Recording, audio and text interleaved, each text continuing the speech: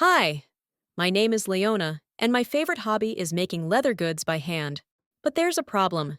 I can spend hours in my workshop without noticing how the whole day goes by. I miss the sun and movement. So, I decided to challenge myself to work outdoors regularly and share this process with you. Today, we'll make a simple and functional accessory, a leather loop keychain. We won't need much material. It's an easy project. Even beginners can handle it. We'll need a leather strip about 23 centimeters long. Leather scraps are perfect for this kind of project.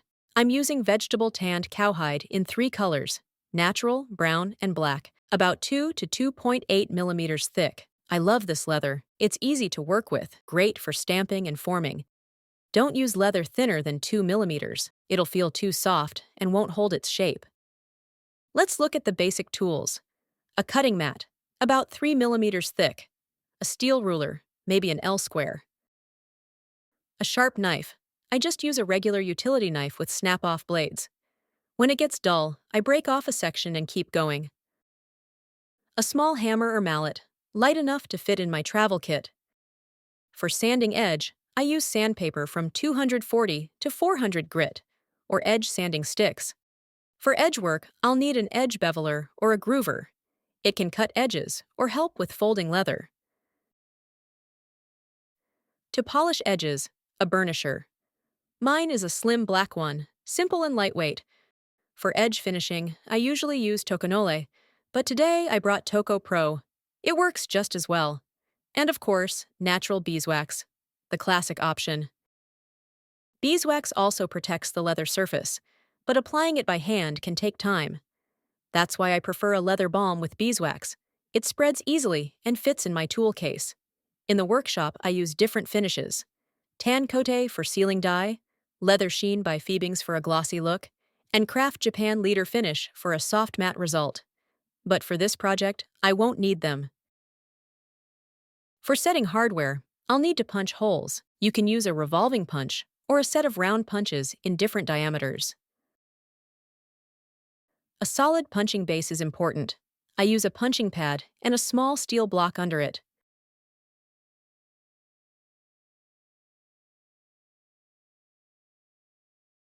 As for hardware, button stud are the simplest to install. You just need a round punch and a screwdriver. There are ready-made snap kits online, and they even include basic setting tools. Personally, I prefer push-button snaps. They hold tighter. A press tool gives the best result, but it's too heavy for outdoor work. So for this challenge, I'll use a small hand setter, lightweight and compact. I'll take 3 snap hook for 3 keychains, all different: brass, black, and chrome. For marking, a silver pen or an awl. For decorative lines or stitching marks, a creaser or stitch groover. Decorative stamps can add nice texture or a personal touch, but they're optional. You can also personalize your project with letter stamps. All my tools go into one tool case. That's the challenge, working with a limited set of tools, unlike in my workshop where everything is within reach. At the end, I'll tell you whether my outdoor setup was successful or if I missed something important. For the first part of my challenge, Outdoor Leathercraft by Liona, I'm taking only this tool case and 3 pieces of leather. Let's go. Today, I'm at Lake Lucerne, Switzerland, in a place called Avasareg, where the Engelberger Aa River flows into the lake, forming a small peninsula. It feels like I'm on a deserted island, surrounded by water and mountains. This old tree stump will be my workbench. I spread the tools on the ground and use my case as a table. Everything's ready. Let's begin. I start with the pattern. This loop keychain is a very simple project. It's easy to sketch by hand with just a ruler, but I printed the template to save a bit of time. You can download them from the link in the description. First, I'll make the simplest version, a keychain with a button stud. I take a piece of natural veg tan leather and attach the paper pattern with masking tape. Then punch 2 holes for the snap, around 3 to 4 millimeters in diameter.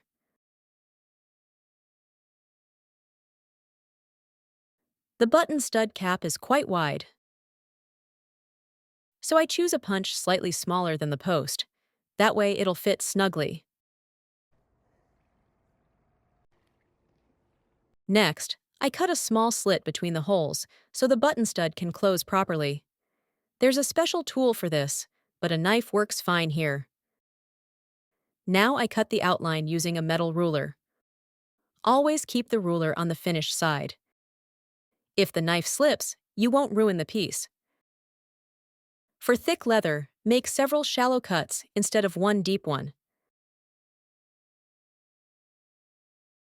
I round off the corners using a metal base for snaps, or you can use a coin.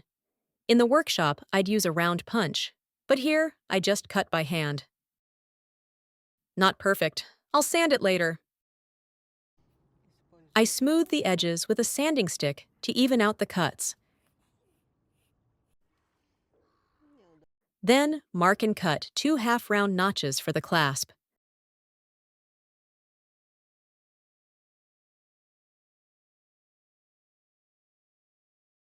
Sand those notches too, to make them neat.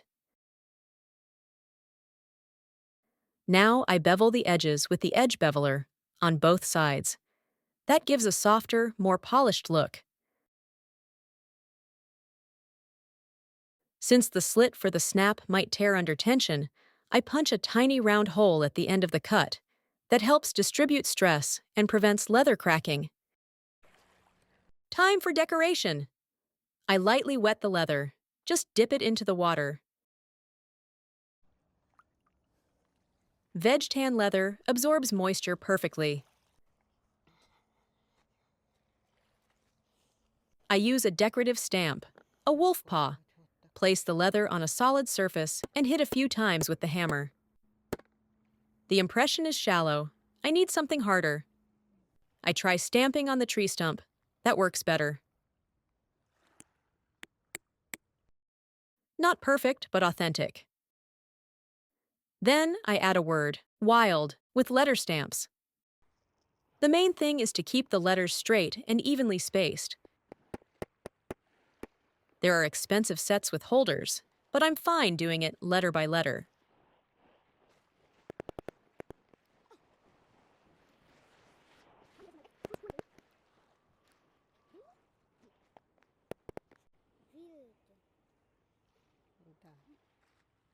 For the edges, I rub in some beeswax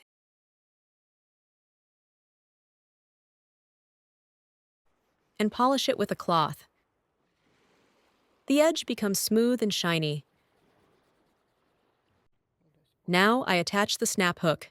It's a bit narrow, so I bend the leather slightly to fit it through.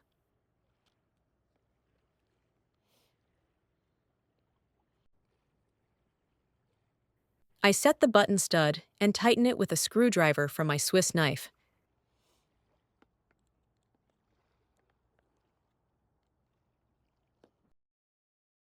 It holds well and looks rustic. For the final touch, I apply the beeswax balm. Over time, the leather will develop a nice patina.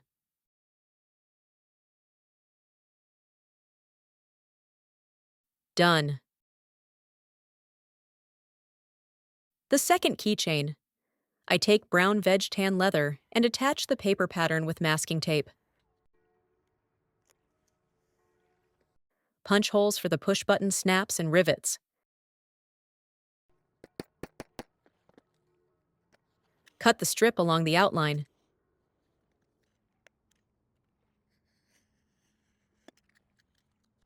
Then round the ends with a coin.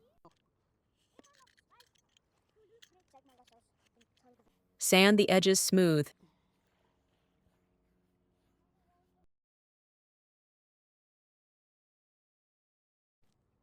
And bevel them slightly.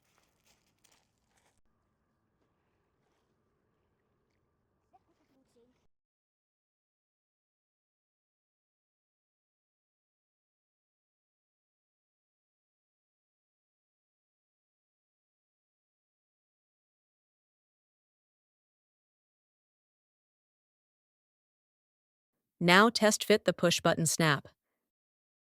And notice, the post is too short for this thickness. I need to thin the leather a little. I use a leather skiver, but this one bends too much under pressure. I managed to make it work, but next time, I'll bring a French skiving knife instead. Then I finish the edges with Toco Pro. Rub it in and burnish until glossy. Apply the same product to the flesh side to make it smoother.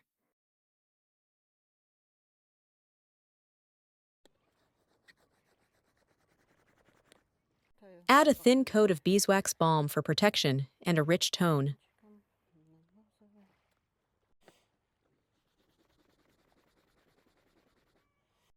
I cut a shallow groove on the inside of the fold, where the clasp will sit.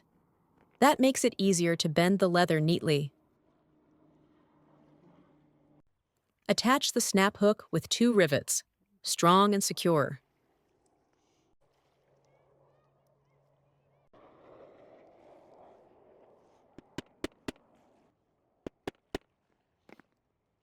Then set the push button snap.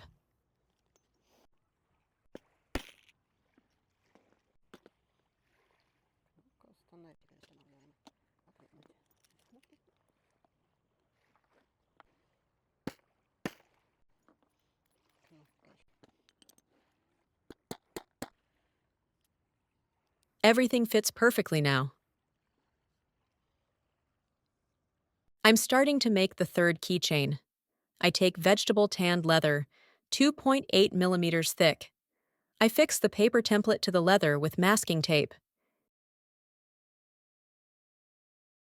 This keychain has a teardrop shape, so I use a ruler only for the straight sections. The rest I cut freehand. Before cutting the curved outlines, I refresh the knife. I snap off the dull blade section. With a sharp edge, I carefully cut the smooth, flowing lines.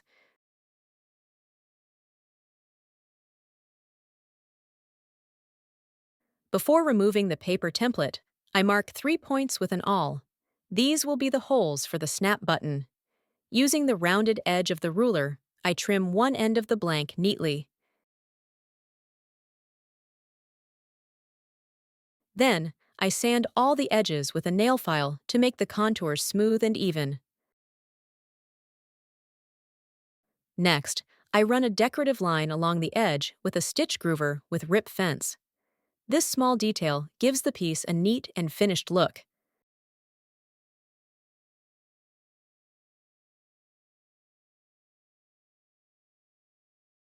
Now I punch the holes for the push-button snap using round hole punches. With an edge beveler, I remove the sharp edge, both from the front and the back side of the leather. At the fold line, I cut a groove and slightly thin the leather, where the snap and carabiner will be installed. All this is done from the inner side of the piece. To polish the edge, I apply Toco Pro compound and burnish it thoroughly with the edge slicker. At this point, a small fail happened. The smartphone I'm filming with suddenly ran out of battery. I had to stop and come back here the next day to finish what I'd started. Sometimes such small things throw you off rhythm. But maybe that's what every challenge is about. Not everything goes perfectly. The main thing is to keep going. I continue from the same spot. Once again, I apply Toco Pro to the edge and polish it with the edge slicker until it looks smooth and shiny. Now, I apply a beeswax-based balm to protect the leather surface. I rub it in with a napkin. Then I install the snap hook, fold the leather over, and align the holes for the snap. Using a hand setting tool, I attach the bottom part of the button. For this keychain, I decided to use a decorative snap with a compass design. To avoid damaging the design, I put a small piece of leather underneath. Other than that, the installation is the same as with regular snaps. I check how the button closes. Everything works perfectly. Here are the 3 keychains I made literally on my knee, sitting on a tree stump. The first one has embossing and a button stud. A bit rough and imperfect, but that's part of its charm. The second one is more minimalistic and strict, made of brown leather with black fittings. Here's how you can use the loop keychain. Unfasten the button. Slip the loop under your belt. Close it. And hang your keys on the carabiner. You can leave them outside or tuck them into your pocket. There's another option. Turn the keychain upside snap hook, clip it to a belt loop, and hang a mug on it, for example. Or you can use it to hold a cap or any small accessory.